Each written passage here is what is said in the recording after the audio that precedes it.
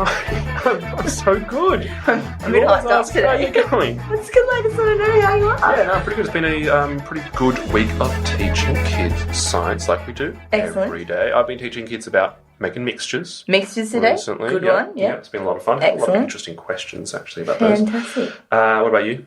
I've been doing lots of different things. I feel like I've been just really across all the different programs lately. I've been doing chemistry, I've been doing robotics, I've been doing... The chemistry of robotics? Space. Not the chemistry of robotics, but I've been doing space. You wear many hats. Bit of everything. I wear many hats. Yeah, you do. Yeah. Cool. To cover up that I haven't had time to wash my hair usually. Oh, you look great. Stop it. Stop it.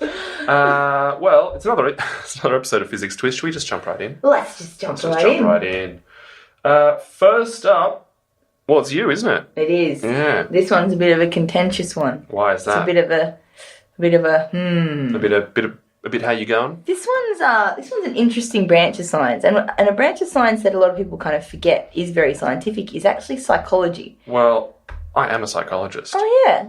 By I training. forgot about that. Yeah. Oh, now I feel nervous. No. You're all right. Yeah, so this is a bit about psychology, and it's also a little bit about the brain and a little bit of how everything works. And there's some new studies that have, well, it's not really a big surprise, but what it is, it's telling us how bad it is for people to have their phones or tablets or whatnot in the classroom. Okay, so bad. I know that we might need to use our devices for certain things, parts of what we're doing in our learning, but the problem is we are basically hardwired to check these things constantly. Yes. So the issues being is more and more, as we have more and more of these devices, is people are really starting to change the way they learn. So kids no longer have the same kind of hand-eye skills because they're doing things like playing apps instead of cutting and pasting or building things with their hands. Yep. And this is something we know. We teach a lot of recently. these things, and we know that kids, it's hard stuff if you're not used to doing it. So it is important to remember to keep doing those hand stuff as well as just using apps, because you need to have lots of different skills. Yeah. But what's been found in a study that was done at Rutgers University in New Jersey is actually that when they studied the way students learn in a classroom, if they have a device available to them or if they don't have a device available to them. Okay, so there's two groups. There's two groups, study. Yep. and they didn't want to just eliminate what the groups were because they wanted to do a really fair test. So what they've done is they've allowed the two groups to learn information on the same day, and they've alternated the days that the groups are allowed to have devices. So some days they have laptops and phones with them, and some days they don't. Okay. And they're alternating. Some days one group will have it, the other one won't, and some days, and vice versa. Yep. And then what they're doing is they're testing how much of that information they're retaining. So how well are they learning this? And so what they've basically done by allowing one group to have them and one group not is they've got a control group for every time they've done it. Yep. And they test them overall. Perfect. Okay, seems robust. Yeah. So what they've done is they've actually found the issue is there's a huge decline in what people remember. Yeah. And this isn't just people that had their device with them. It's even on the days when people were allowed to have devices, even if I didn't bring my device with me, just purely by having the person next to me having a phone available to them, I was less likely to learn something. The person next to you. Exactly. So just the option of potentially looking at a device means our brains basically switch off from learning. That's bizarre. And so the reason it does this is our brains aren't designed to multitask, okay? So not at all, yeah. I know a lot of people are like, yeah, I'm great at multitasking, I do this and this and this. No, you're not. So what actually happens is a lot of the time your brain switches off. You can't have a conversation with someone and read something, or you can't watch TV and have a conversation with someone. This one, me and my husband fight about a lot. You can't watch TV and have a conversation at the same time. That's you trying to watch TV and he just won't shut up. Yeah, that's right. If you've ever met him, he doesn't say much. And I obviously, never shut up. So the reality is your brain is not designed to do these things. And we also teach road safety here at Fizzics. And we've done tests which show that you cannot function as well, even with someone just talking to you. Totally. As you do when you're concentrating fully on the task at hand. And that's especially important in driving. There's a way that our listeners could test this, is listen to this podcast and try to have a conversation with someone else at the same time. It is impossible. Yeah. I used to listen to lots of podcasts, and I'd be trying to write reports and that sort of thing at work. And you just cannot process two different speech things at the same time. It does not work. So your brain has room for the single thing. And what happens when we try to multitask is you inevitably, your brain takes a little bit of time to kind of set up, okay, this is what I'm learning about right now. And then if you switch to something else suddenly, then it's kind of got to shut down, and you've got this time period where you're going to the other thing. You got this delay. And if you suddenly switch into something else, and then back to something else, and then something new, and this is completely confusing for your brain. Yep. And it becomes very difficult. I've also heard about, people are actually focused on a task and then get interrupted. Yeah. It can take something like 3 or 5 minutes, around that sort of amount of time, for them to actually get back into their original task. And when I was writing my PhD thesis, I felt really bad because I was actually quite mean. People would come up to ask me something, and I would literally just hold up my hand and just be like, no. And I've told people, I said, look, I'll get back to you as soon as I'm out of what I'm doing. Because sometimes it's taken you a couple of hours to get into something difficult that you're thinking about. Absolutely. And if they stop you, you may never get that awesomeness thought back. Exactly, yeah. It's stream of consciousness, right? So what they've found with these studies is a huge decline in the ability of people to learn just purely by having their devices there. Now, I'm not talking about, say, us being in class and using a device as part of a learning aid. Yeah. I'm talking about your teachers giving you information, talking to you, showing you something, and you're on your device, checking your email or whatever. Not if you're sitting there using an app that's designed to do something like because there's definitely merit to absolutely. That. Because, we live in a world now where computers, tablets, phones are absolutely everywhere, and you should be educated in how to use them. Yeah. And so being able to use those apps and everything is fine by itself. But then if you're just learning, say, chemistry, you don't need a phone to do that.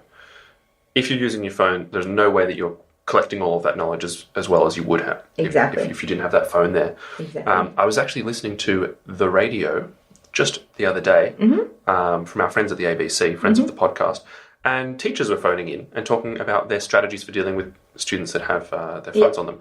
And usually the rule is if you take your phone out in class, it gets taken back to the office and confiscated for the day. What some students do is, because there's kids that freak out about not having their phones with them, they would take the phone off them and they'd put it in the phone jail. Yeah. And that would be at the front of the class on a desk. And so the students can see their phone, they know it's there, they just can't use it. Yeah. And so that, solves both problems. They don't have that phone separation anxiety, but they're also not being distracted by it, which I think is a really smart strategy. Yeah. So anyway, I thought that was really interesting. And to be honest, it's about, I think it was a total of about a 13% decline in their scores went down by 13% in the exams, in their ability to learn a topic based on if not they had devices in there when they were learning them or not. So I bet. That's pretty scary, and a really good reminder for us to focus on, concentrate on what we're doing and finish that. Now, I'm not talking about multitasking when you're talking about something like, for example, I'll put on a load of washing. And while that's washing, I can do something else because it's going to be doing its own thing, right? I don't need to be concentrating. But when you're trying to concentrate on something, in fact, you get more done by focusing and finishing one task and then starting on the next thing. Yeah, 100%. My dad has in his office a big sign that says "No multitasking." Nice. As a reminder. I like that. Exactly that. Cool, interesting. I'm actually surprised the difference isn't more than 13%. Yeah. But there you go. For me, it just doesn't work. It's a 100% reduction. Yeah. Well, I mean, that's only the difference in how they did an exam. So remember, they still had time to go back and study. You've got a few. It's not like they were tested. They were tested straight away afterwards. Yep. And there was a difference there too. But this is the overall kind of exam. Now, remember, you still got more time to study. So it's showing that your long-term retention of that information is really and probably your understanding of that information is really affected by having a device there. Totally. But maybe if they weren't given time to go back and study, they would have even worse results. I think that's probably the case. Yeah, cool. All right, shall we move on? Yeah, let's move on. Beautiful. A lot of controversy. Ooh. A lot of controversy in certain, spheres of the scientific community. Bit of a scandal. Little bit of a scandal. Bit of a fight. This one's been going on for decades, Quill. Mm-hmm. You know what it is? I was trying to think of something funny, but I drew a blank. I think I used all my good stuff earlier. I'll tell you what it is. This scandal has been going on for a long time, and it all goes back to friend of the podcast, Neil deGrasse Tyson, because he is the one who said that Pluto shouldn't be a planet. Oh. Mm-hmm. There used to be, when I was growing up,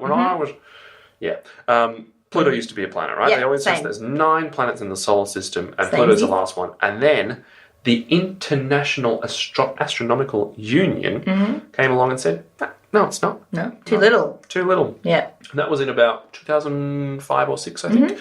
They said, no, it's not a planet. It doesn't fulfill the criteria. Okay? There's rules. There's rules You of can't just what be is a planet willy-nilly. I'm not a planet. Exactly. Yeah. So, a lot of people got, really worked up about this. Yep. Here's the rules. A, it has to be in orbit around the sun. Fair enough. Okay? Yep, Pluto does that. Yep. Great. Okay. It has to be big enough that its gravity forms it into a sphere or something close to a sphere, like a ball, right? So no kind of weird flat pancake planets. That Exactly. If there's a flat pancake planet, it's not a planet, as far as I'm. And that's why moons that are, think of a big oblong asteroid type thing. They're not planets because they don't have enough gravity to form them into a sphere. So that's rule number 2. Okay.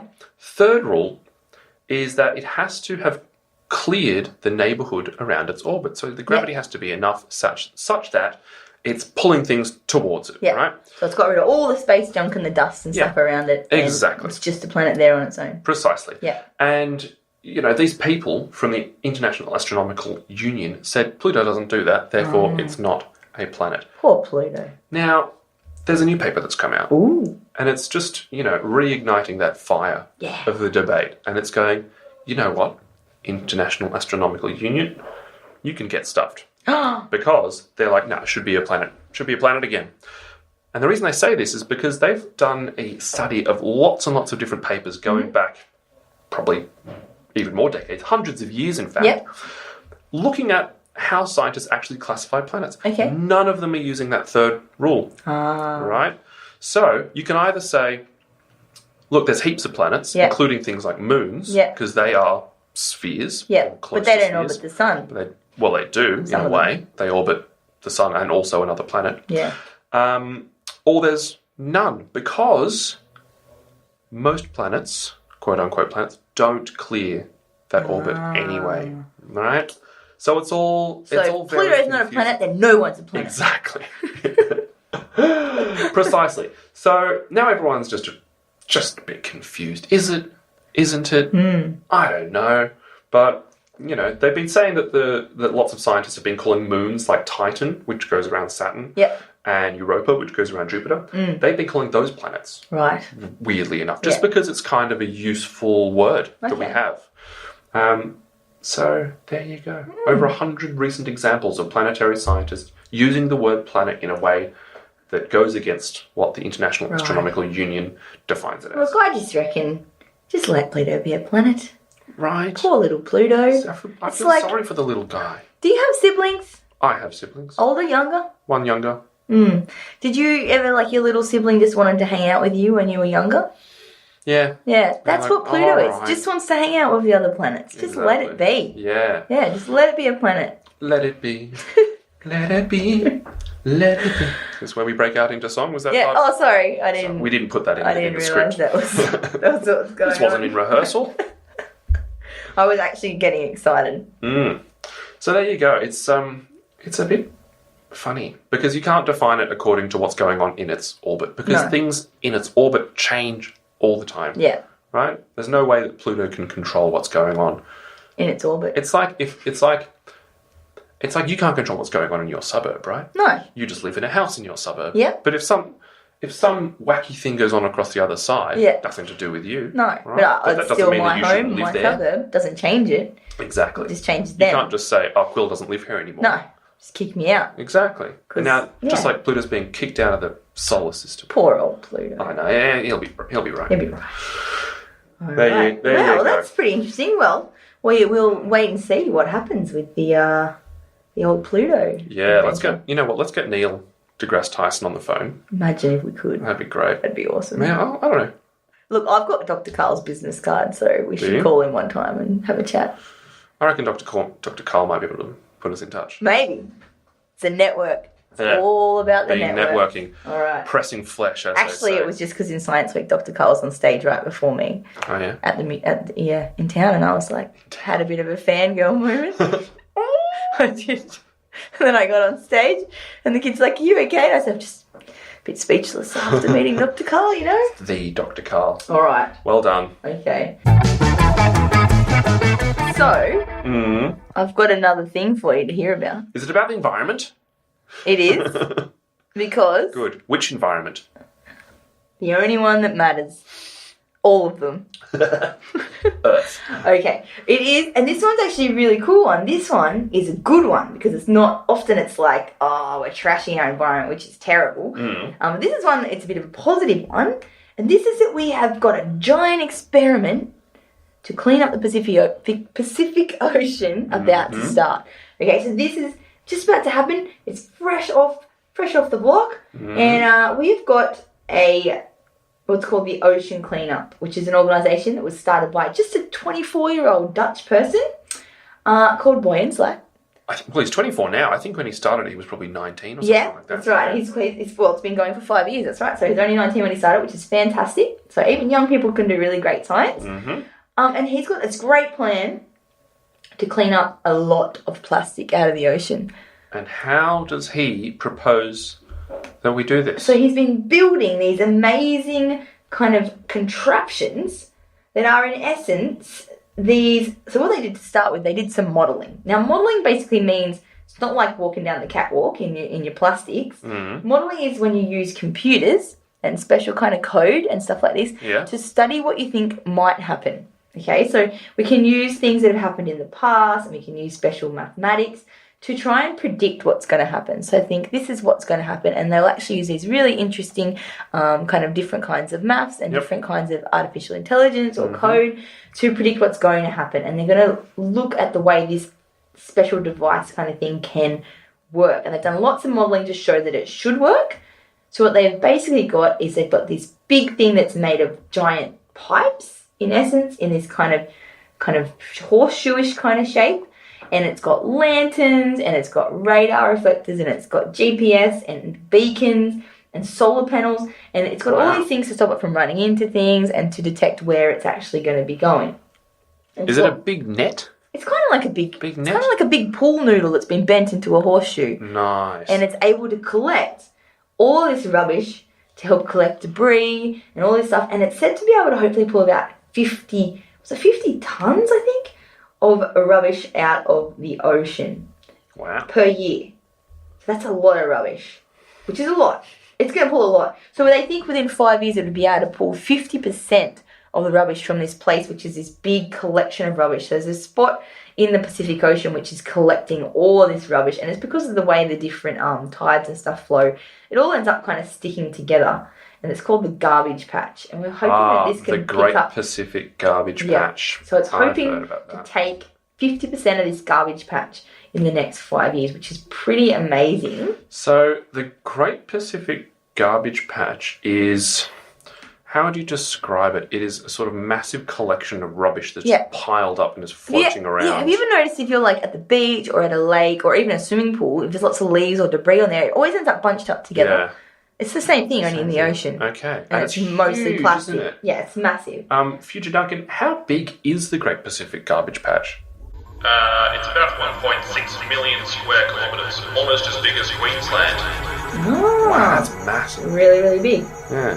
Fantastic. Well, I'm glad that's getting cleaned up. It's not fantastic. But yeah, so that's a really interesting thing. So it was built over in San Francisco, and they're hoping to do a lot of really great things. So we're waiting to see what it's actually able to do. So their modelling has given some really impressive results, but models, you know, often they're really accurate, but sometimes models can't quite model exactly what's going to happen in the real world. Is the model to do with ocean currents and that sort of thing? Probably. They probably take in a lot of different aspects. So they would probably take in the way that plastics move, probably takes in the currents and waveforms and different weather patterns, and it probably takes all those different things together and run simulations and models of how these things might work. But again, it always remains to be seen what's actually happening once they actually get out in the water. But fingers crossed, it can clean up some of this junk. Now, unfortunately, not so great for little bits of junk.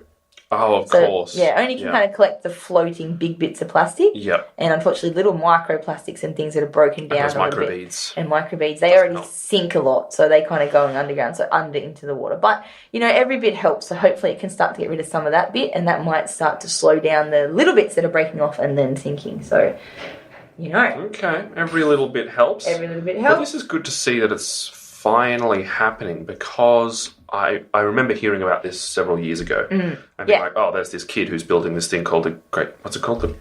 The ocean cleaner, just the ocean cleaner. Yeah. And yeah, I'm not sure how they got it funded, but he was like, yeah, I'm going to build this thing and it's finally getting done, which is really awesome. Awesome. Very awesome. All right, Duncan. What's up, Quill? I've got one more cool thing to tell you. Oh, yeah. Fact of the week. Woo! And this Fact is of the week! Fact of the week. All right, hit me. Drum roll. Yep. It's not going to sound very good on the... This one is another one that has come from a question I had from a kid in a workshop. From a student? From a student. Very good. So I was doing our electrical circuits workshop, which is a lot of fun. That is a great workshop. It is a lot of fun. I like that one a lot. I'd like to get one of those kits for myself. Yeah, seriously. I know where you can buy them. I do. So one of the kids actually asked me, what is that zap when you zap someone on the trampoline? Yes. Okay. And I said, it's electricity. It and is they electricity. said, no, it's not. What? It can't be electricity because I'm not plugged into anything. Oh, that's a good point. You aren't plugged into anything. I'm not plugged into anything. So this is what I wanted to make my fact of the week. Is Okay. when you zap someone Yes. on the trampoline, Yes. it is electricity. Even though you're not plugged into anything. Even though you're not plugged into anything. Then, Quill, no, that can't be right. It can, If it's real, and it is. where does it come from? And this is a very good question, and this is what I proceeded to tell the student. So we can get electricity. So electricity comes from when we've got an electron. So if you think about an atom, we've got a nucleus, and it's got protons and neutrons, and they're in the nucleus, and then we've got those electrons winging around the outside. Going, Now those electrons can also move. And when they flow, that is a current electricity. So that's like what flows through our wires and lights up our TVs and all our various devices. the basis of modern civilization, Exactly. you could say. But those electrons don't have to necessarily be flowing. They can also just be building up in one place. Okay. And when they build up in one like place... a battery? Yeah. Okay. So, well, no, a battery is kind of more a chemical change. okay. Yeah, That's so getting complicated. that can actually generate current electricity. Yeah. So batteries usually generate current electricity. Yeah. But what I want you to think of is, imagine you're coating something in electrons. Okay? Right. So like battering a fish. Only Sure. the batter is electrons. Cool. So your fish is now covered in electrons, but the thing about electrons is they don't like to be near other electrons. Right. Okay, so they're all negatively charged, and like charges repel, so they push away from each other. Like magnets, when you put two magnets like the north Exactly. and north against each other and they go, nah, No I way, don't want to man. hang out with... Yeah. Okay, so when you zap your friend on the trampoline, what's happening is when you're jumping up and down that trampoline, you're building up, you're covering yourself in electrons. Mm-hmm. Those electrons don't want to be near each other, so your hair might start to stand on end as it pushes away. Yep. And when someone else jumps on the trampoline near you, if they are less coated in electrons, that electricity will jump off you and jump onto them because they're more positive, so it wants to go towards them instead of you. Gotcha. So this is what's known as static electricity. It's a build-up of electrons in one place. Oh, okay, because it's not moving, it's static. It's not moving, so Gotcha. it's static. And this is how lightning is static electricity. If you've ever rubbed a balloon on your head, static I have. electricity, or if you've ever seen a Van de Graaff generator, which is those silver ball kind of things where we get build-up electricity on them. We have That's a few of static those, don't electricity, we? which we use in some of our workshops. So in fact, when you do zap your friends with electricity, it is electricity. It's just that you're not plugged into the wall to get it. No, but you're basically like a sort of lightning. You're like Human. a lightning rod. Yeah, Zap. you are. That's pretty cool. It is pretty cool. It's a bit like a superhero, isn't it? It's kind of like a superhero. You're a lightning person. Yeah. Yeah. Look, it's lightning person. Ooh, original name. Nice. Thank you. What about Zappy? Zappy? I'll be Zappy, and you can be Lightning person. Okay. I like lightning person. It's good. Cool. All right. So it is real life electricity Yeah. zapping you. Does it hurt? Static electricity hurts a little bit, doesn't it? Yeah. Well, I mean, have you ever been struck by lightning? No. I haven't, but I would imagine it would hurt. Probably hurt a lot. Yeah. Yeah. So I mean, obviously, you get different amounts of static electricity. I think it's just been I haven't been on a trampoline in so long. Oh, really? Yeah. All right. Well, I feel like Not as young as I used to be. I'm going to bring something, build up some static, and zap you. Oh really? We might record it for the next podcast. Oh no, we've already revealed the secret sound. It makes a cool sort of snapping sound. It does doesn't make it? a bit of a snapping whoosh. sound. That wasn't very close to the noise, but you know. Bazinga? And on that note, that's all we have time for It is all we have time on this for. episode of Fizzics Twist. Thank you for joining us. Thanks for joining us. Hope you enjoyed today's episode. Don't forget, you can always check out the Fizzics Ed podcast hosted by Ben Newsom. Our awesome boss. He's a nice guy. He is. And you can also rate us on iTunes if you enjoyed what you're listening to. Ideally 5 stars, but if not, that's cool too. Just let us know what you're thinking. Great. Until next time. Bye. Bye.